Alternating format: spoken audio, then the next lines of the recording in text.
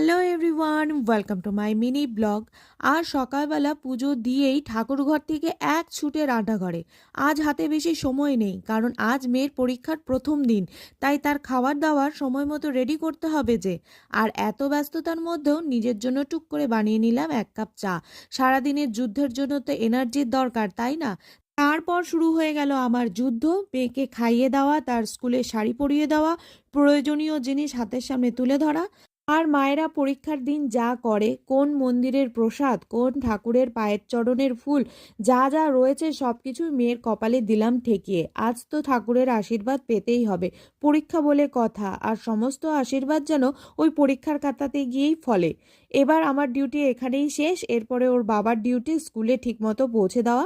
তো আমার মেয়ে তো দুগ্গা দুগ্গা করে চললো পরীক্ষা দিতে। আর মেয়ে বাড়ি ফেরা না পর্যন্ত আমার কিন্তু সুস্থির নেই। আর তোমরা কিন্তু আমার সঙ্গে থেকো। টাটা।